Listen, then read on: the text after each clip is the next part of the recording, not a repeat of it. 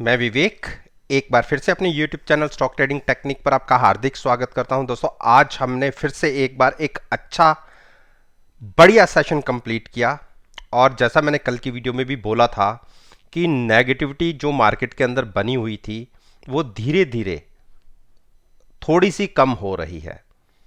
और जो मैंने निफ्टी इंडेक्स के इन 10 स्टॉक्स के ऊपर अपना ओपिनियन कल की वीडियो में शेयर किया था, उसकी परफॉर्मेंस को तो आप उस वीडियो को देख के आज के सेशन के साथ एनालाइज कर सकते हैं। उस वीडियो का लिंक नीचे डिस्क्रिप्शन बॉक्स के अंदर है। अब क्लियरिंग डे से एक दिन पहले यानी 28 अप्रैल की क्या पॉसिबिलिटीज बन सकती हैं निफ्टी के इन 10 स्टॉक्स के अंदर, चलिए एक बार उसको देखते हैं। सबसे पहले अल्ट्राटेक सीमेंट की बात करते हैं। देखिए, अल्ट्राटेक सीमेंट ने पिछले 3 दिन से नए जो हाइज लगाकर क्लोजिंग आ रही है। और आप सभी को पता है, पहले हमने जो मेरी वीडियोस को रोज देखते हैं, मैं उनको एक बार एक्सप्लेन कर दूं। हमने पहले 7000 के ऊपर कॉल बाय करके फ्यूचर सेल किया था और वो पोजीशन को हमने रिवर्स की 6800 के आसपास, यानी यहां से हम शॉर्ट थे और 6800 की पुट बाय करके हम फ्यूचर्स लॉन्ग थे। और उसके बाद भी एक बड़ी गिरावट दिखी और हमने 6100 तक के लोज लगा दिए।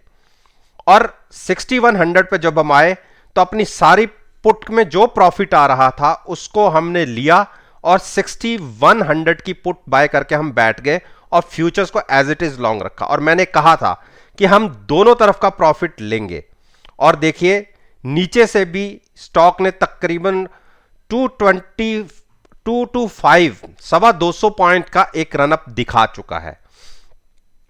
जिनकी पोजीशन पुरानी नीचे ऊपर से नीचे और नीचे से ऊपर बनी हुई है, मैं उनको एक एडवाइस दूंगा कि 6375 और 6400 के बीच में अगर प्राइस आ जाता है तो बिल्कुल अपनी पोजीशन से एग्जिट हो जाए और अपने प्रॉफिट को एंजॉय करें।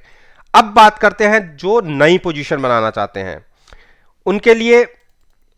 देखिए, हम आरएसआई में तकरीबन 43-44 के आसपास ट्रेड कर रहे हैं। यह कह सकते हैं हम मिड में ट्रेड कर रहे हैं। और मैं अब फर्दर लॉन्ग पोजीशन कहां जाके बनाना पसंद करूंगा, अगर मेरी ये जो ब्लैक ट्रेंड लाइन है इसके ऊपर इसका प्राइस निकलेगा, क्योंकि हमने अच्छा प्रॉफिट ऑलरेडी जनरेट कर चुके हैं। और जब तक 6560 के ऊपर ट्रेडिंग नहीं मिलेगी और क्लोजिंग नहीं मिलेगी, मैं फर्दर और बड़े लॉन्ग साइड पर नहीं जाऊंगा, क्योंकि 50 डेज मूविंग एवरेज क्रॉस करना स्टॉक के लिए थोड़ा सा मुश्किल होगा। अगर वहां से गिरावट फिर से बढ़ती है तो हम शॉर्ट में पोजीशन फिर से लेंगे, बशर्ते कि लॉन्ग हम आएंगे 6560 के ऊपर। आईओसी में मैंने कल की वीडियो में कहा था कि हमें यह पोजीशन नेक्स्ट एक्सपायरी पे शिफ्ट करनी पड़ेगी। हमने 90 की पुट बाय करके फ्यूचर्स को लॉन्ग किया हुआ था। एक टाइम हम अच्छे प्रॉफिट में थे, लेकिन वो प्रॉफिट खत्म हो गया और पुट का प्रीमियम भी डिके हो गया। फ्यूचर्स में नुकसान नहीं है, लेकिन पुट के प्रीमियम डिके होने की वजह से हमें स्लाइटली सा नुकसान है। लेकिन अभी भी 2 दिन बचे हुए हैं। अगर थोड़ी सी शॉर्ट कवरिंग आती है और हम 91 के आसपास जाते हैं तो हम प्रॉफिट में आ जाएंगे।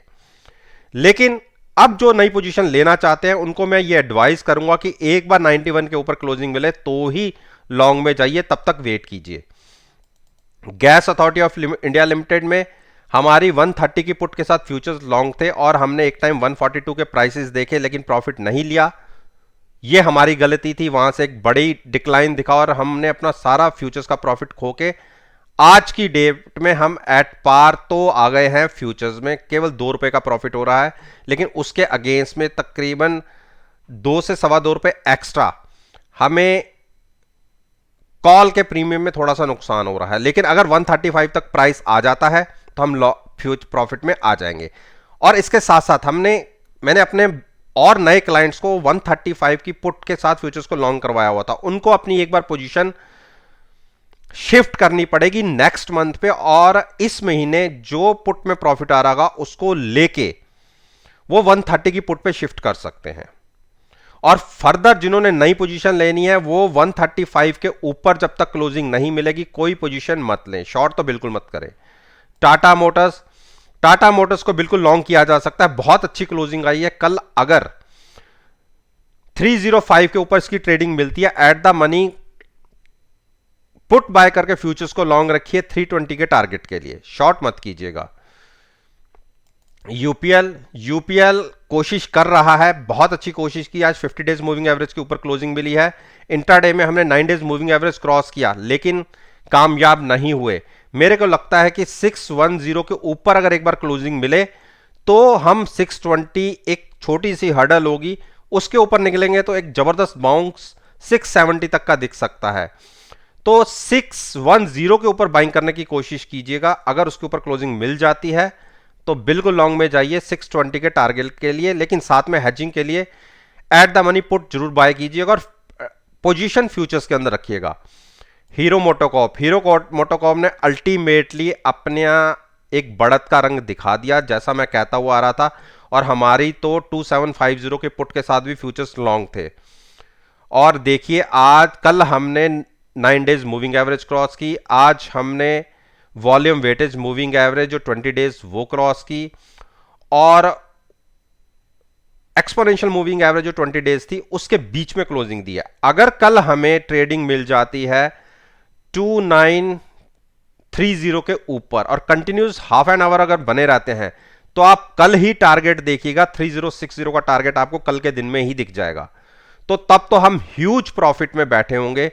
पहले हमने 3350 की पुट बाय करके जब यहां पर था इसको ब्रेक किया था तो 3350 की पुट थी हमारे पे और फ्यूचर्स लॉन्ग था, और देखिए 3350 की पुट ने हमें कितना जबरदस्त प्रॉफिट दिया, और हमने पुट नीचे शिफ्ट की, ये सारा प्रॉफिट हमने लॉक किया और यहां से नीचे की पुट बाय करके अपनी फ्यूचर्स को as it is long continue रखा। और देखिए अब हमें दोनों तरफ के प्रॉफिट आने की पॉसिबिलिटी है। ऐसे ही मेरी पोजीशन एक मारुति के अंदर भी है। आप टाइटन की बात करते हैं, टाइटन को आप बिल्कुल लॉन्ग कीजिएगा 1510 के ऊपर, तब तक वेट कीजिए, शॉर्ट मत कीजिएगा। एक टारगेट होगा 1528, और जबकि टाइटन को मैंने नीचे से 1450 की पुट के साथ लॉन्ग करवाया हुआ है।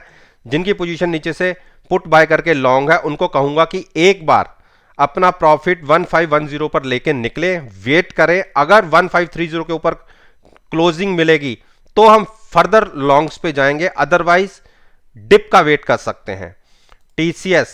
टीसीएस ने कोशिश आज जरूर की है लेकिन कामयाब नहीं हुए। जब तक 3160 के ऊपर क्लोजिंग नहीं मिलेगी तब तक हम लॉन्ग में नहीं जाएंगे। उस केस में 3200 का टारगेट होगा। हां, शॉर्ट अभी मत कीजिए, बिल्कुल बॉटम लाइन के ऊपर यह स्टॉक है। अगर कल के दिन में गिरावट के साथ खुलता है और हाफ एन आवर नीचे बना रहता है तो ही 3130 की कॉल एट द मनी, जो भी स्ट्राइक होगी आसपास की, उसको बाय करके तब फ्यूचर सेल कीजिएगा। आंखें बंद करते हुए खुलते ही मार्केट में इसको शॉर्ट मत कीजिएगा और ना ही लॉन्ग कीजिएगा। लॉन्ग के लिए 3160 के ऊपर प्राइस बनता है। मारुति, देखिए मारुति में हमारी अपनी पोजीशन भी है और 6800 की पुट के साथ हमारा फ्यूचर्स लॉन्ग था।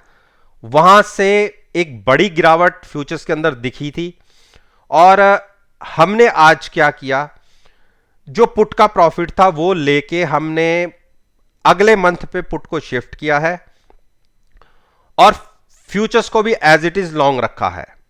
आज मिले जुले से रिजल्ट्स थे मारुति के, कोई खास बड़ी बढ़त इसके रिजल्ट्स में नहीं देखने को मिली।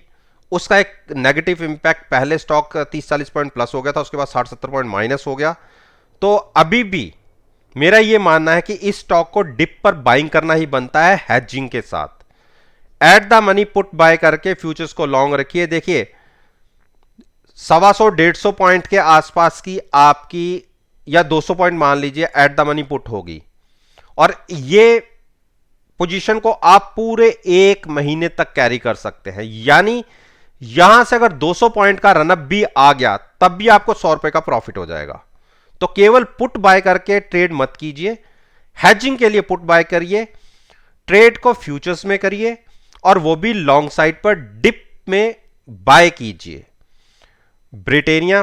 ब्रिटेनिया ने एक थकावट दिखा रखी है, लेकिन हमने इसको 3600 की पुट के साथ भी लॉन्ग किया हुआ है और 3650 की पुट के साथ भी लॉन्ग किया हुआ है। देखिए नीचे चला जाए, लेकिन अल्टीमेटली स्टॉक बाउंस करते हैं और ये तो एफएमसीजी सेक्टर का स्टॉक है, इसमें तो बाउंस आता ही आता है।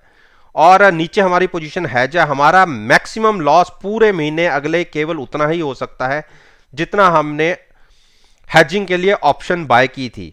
लेकिन अपसाइड की पॉसिबिलिटी, प्रॉफिट की पॉसिबिलिटी हमने सारी अभी ओपन रखी हुई है। केवल और केवल जो पुट का प्रीमियम बाय करने में हमने पे किया है, केवल मैक्सिमम लॉस वही हो सकता है। और अगर आज की बात करें तो पुट में तो हमें प्रॉफिट आ रहा है, और अगर हम अपनी पोजीशन नेकेड ले जाके लॉन्ग्स में जाना चाहता है तो आप देखिए पुट के अंदर ही अच्छा खासा प्रॉफिट आ रहा है, तो आपकी एवरेज और नीचे की आ जाती है। लेकिन मैं ऐसे एडवाइस नहीं करूंगा कि आप नेकेड पोजीशन रखें, हेजिंग के साथ ही लॉन्ग्स में रहें। मानता हूं कि इसने 50 डेज मूविंग एवरेज ब्रेक कर दी है, लेकिन इस स्टॉक में बार बार बाउंस देखने को मिलता है।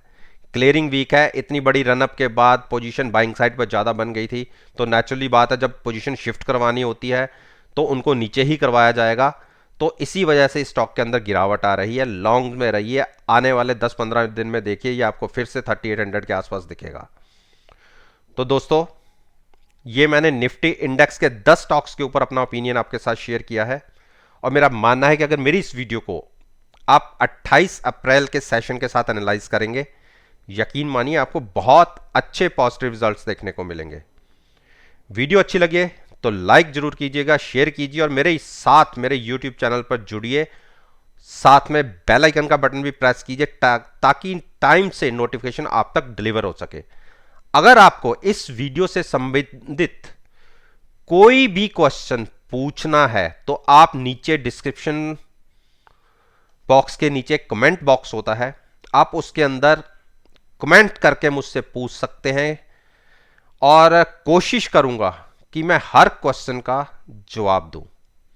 इस बात के साथ मैं आपसे विदा लेता हूं और एक नई वीडियो के साथ फिर से आपके सामने आऊंगा। तब तक के लिए